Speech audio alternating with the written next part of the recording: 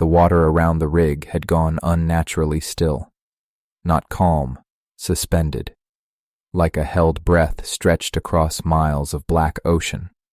Commander Hale stood at the edge of the engineering platform, boots planted against the vibration of auxiliary pumps cycling uselessly below, floodlights carved hard white corridors into the sea, illuminating nothing but particulate shimmer and faint diesel sheen. "Where is he?" Hale asked quietly.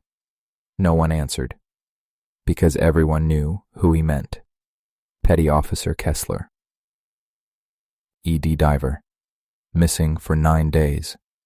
Officially presumed drowned during substructure inspection. Unofficially, the thing brushing the hull at night. The surface ruptured without warning. Not a splash, not an explosion. A vertical incision in the ocean itself. Something rose through it. Tall. Too tall. A torso broke the surface first. Muscle defined not by gym symmetry but by something aquatic and predatory. Skin the color of deep brine, slick and faintly luminescent under the halogen glare. Veins glowed beneath the surface like slow bioluminescent current. Then the shoulders. Then the head. Kessler's face, but elongated. Cheekbones sharpened, eyes dilated wide and reflective. A second membrane sliding horizontally across them in a wet blink. His mouth parted slightly, revealing teeth that were no longer squared human enamel, but tapered, interlocking. Below the ribcage, no legs. A powerful, scaled tail churned beneath the surface, keeping him upright with effortless precision. Nobody moved.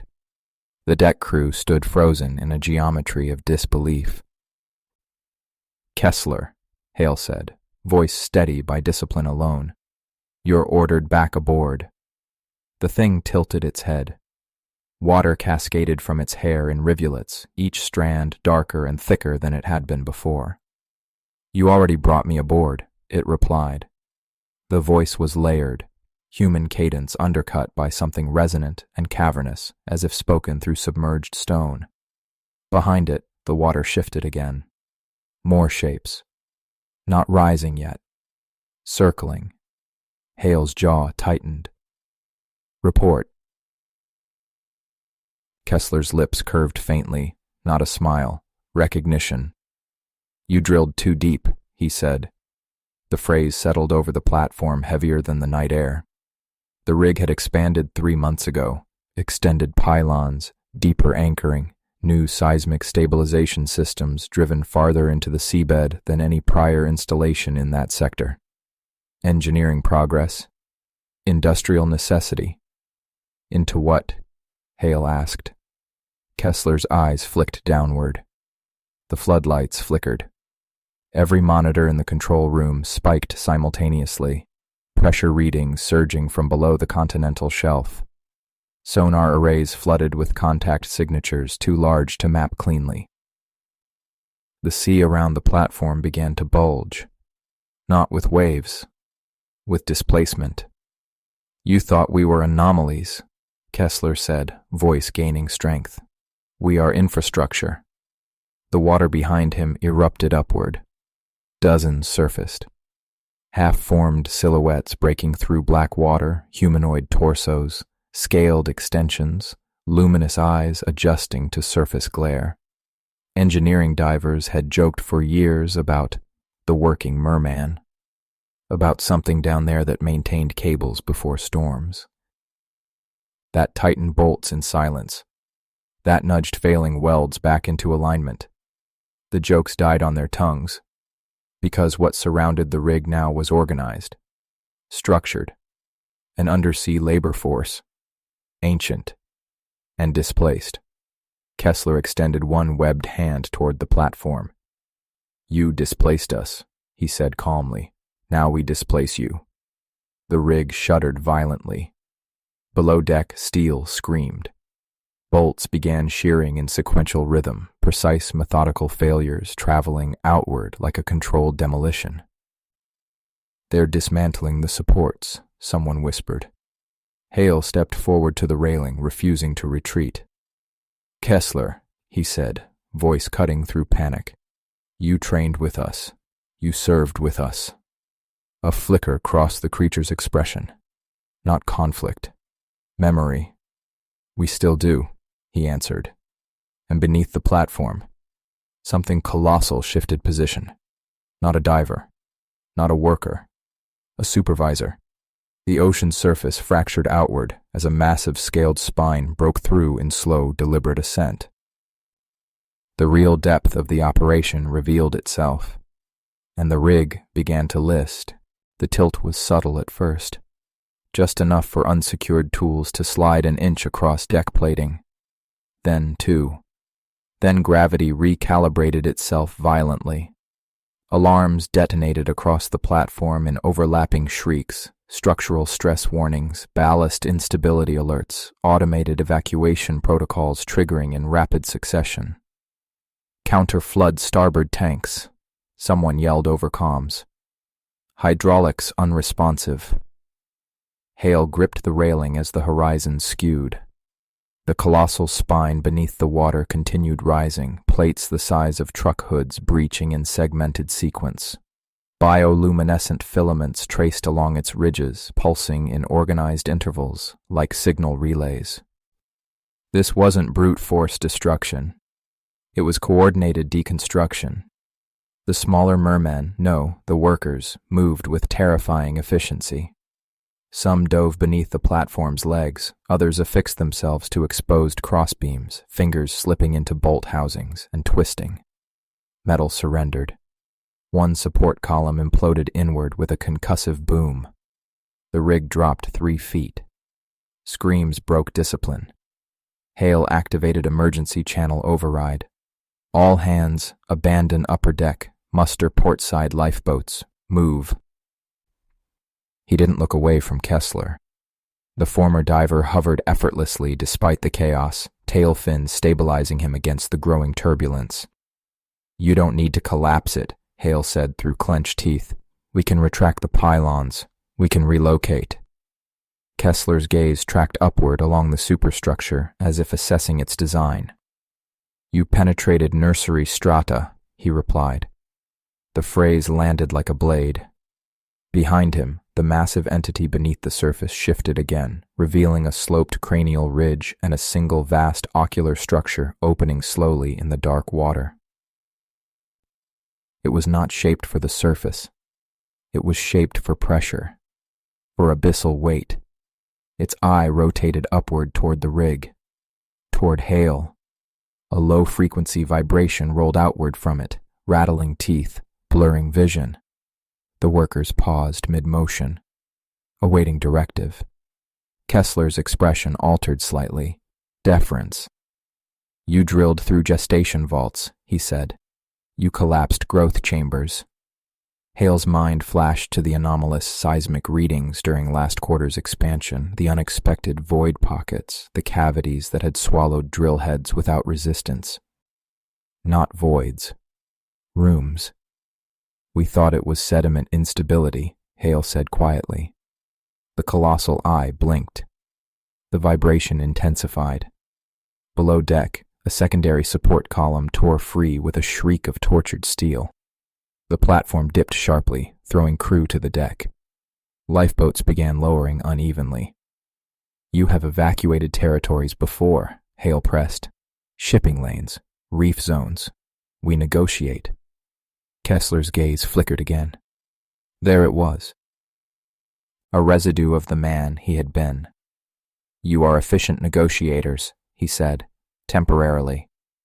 The massive entity beneath the surface began to ascend further, water cascading off armored ridges as more of its upper structure breached. Along its flanks were embedded shapes, smaller, juvenile forms sheltered within protective recesses. Nursery. The workers reoriented, forming a perimeter around the rising behemoth. Not attacking. Shielding. Hale understood. The rig hadn't just intruded. It had anchored into a breeding ground. The ocean convulsed as the great entity displaced millions of gallons outward. Waves smashed into the tilting platform, accelerating its decline. "Commander," a deck chief shouted, We've got 20 seconds before port braces shear. Hale stepped closer to the railing despite the danger. What do you want? He demanded. Kessler studied him for a long moment. Then he extended one webbed hand and pointed, not at the rig, but at the distant horizon. Leave depth uncharted, he said. Leave strata unmeasured. Establish perimeter exclusion. The behemoth emitted another infrasonic pulse. The workers resumed dismantling, faster now. Hale did the math in his head. The rig was lost, but the fleet wasn't. If he transmitted the right report, if he framed it as seismic hazard, tectonic volatility, deep shelf instability, they could quarantine the region without revealing what truly occupied it. He met Kessler's gaze. You get this one, Hale said. But if you surface beyond this zone— We do not surface, Kessler interrupted calmly. You descend. The final support ruptured. The platform gave way.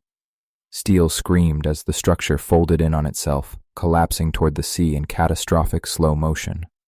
Crew leapt clear into lifeboats as the rig's central tower slid sideways, crashing into the black water with a plume of steam and sparks. Hale hit the ocean hard, cold shock stealing breath from his lungs. As he surfaced amid debris and shouting survivors, he looked back. The colossal entity had already begun to descend. Down in the abyssal strata where light had never ruled, the mermen resumed their labor, repairing nursery vaults, fortifying corridors of coral and stone, reinforcing boundaries against future intrusion. And somewhere within that submerged civilization, a former engineering diver adapted fully to pressure and depth, bridging two species by memory alone. The ocean did not forgive, but it did negotiate, as long as the surface remembered its limits.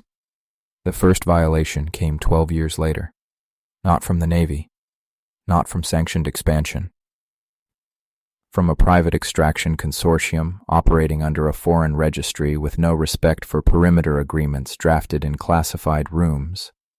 The vessel's name was Pelagic Crown. Its drill head was capable of penetrating 5,000 meters below the shelf. Hale was retired by then. Gray at the temples, civilian consultant, his warnings archived in briefing binders no one read. He saw the alert on a maritime bulletin at 0400 hours and felt the old resonance in his bones before any sonar confirmed it. Grid sector 7B had been breached. At depth, the nursery vaults felt it first. The vibration did not resemble tectonic drift.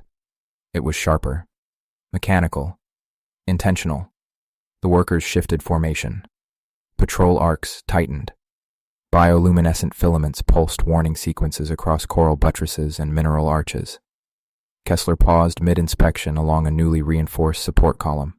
His skin, now fully adapted to abyssal pressure, refracted faint blue light as he turned toward the tremor's origin. The old memory returned instantly. Steel-penetrating sanctum. The colossal guardian, older now, larger, unfurled from its resting cradle within the trench. Its massive ocular structure opened slowly, iris dilating to interpret the intrusion. The drill head pierced the first outer layer of sediment. Sediment that had not been sediment. Structural camouflage. A veil. Above, aboard Pelagic Crown, engineers celebrated the unexpected density readings. Rich deposit, someone muttered. They drilled deeper. The response was not chaotic this time. It was premeditated. The workers did not swarm upward. They moved laterally. A coordinated detachment glided along the drill shaft, fingers mapping its rotation speed, torque variance, stress points. Kessler reached the central junction first. He placed one webbed hand against the spinning cylinder, closed his eyes, measured its rhythm. Above, the drill telemetry spiked. Resistance increase, an operator shouted. The drill torque redlined. The shaft shuddered violently. Then stopped. Not jammed. Held. The workers had wrapped the shaft in synchronized formation, applying counter-rotational force with mathematical precision. On the bridge, alarms erupted. Structural anomaly below bit. Pull it up. They tried. The retrieval motors strained. But something below was anchoring the drill to the earth itself. The Guardian rose halfway this time, not breaching surface, but lifting enough to displace massive currents outward in concentric surges. The ocean surface above Pelagic Crown convulsed. Waves towered without wind. Hull stabilizers failed. Crew staggered across tilting decks as the sea transformed from placid black glass to a heaving, muscular organism. Hale watched the storm cell bloom on satellite feed from his small coastal home. He did not need confirmation. He knew the cadence. He whispered into the empty room, "You were warned by silence." Below, Kessler opened his eyes. The workers disengaged from the shaft simultaneously. The Guardian released a single infrasonic pulse. Not rage. Directive. The pulse traveled up the drill column like a hammer through bone. Metal fractured along engineered weak points. The shaft snapped in 3 precise segments. The broken sections imploded inward under pressure, collapsing the borehole cleanly. No uncontrolled blowout. No oil spill. Just a sealed wound. Above, Pelagic Crown's engines died as systems overloaded. The storm dissipated as quickly as it formed. The sea flattened. The vessel, crippled but intact, drifted away under emergency tow hours later. Official reports would cite unforeseen geological backlash. Insurance claims would bankrupt the consortium. No second attempt would follow. At the trench boundary, Kessler hovered beside the Guardian. The nursery vaults remained intact. Juveniles stirred safely within their chambers. The workers resumed reconstruction of the superficial bore scar, filling it with reinforced mineral lattice and living coral mesh. The Guardian's vast eye rotated toward Kessler. A query. Kessler inclined his head.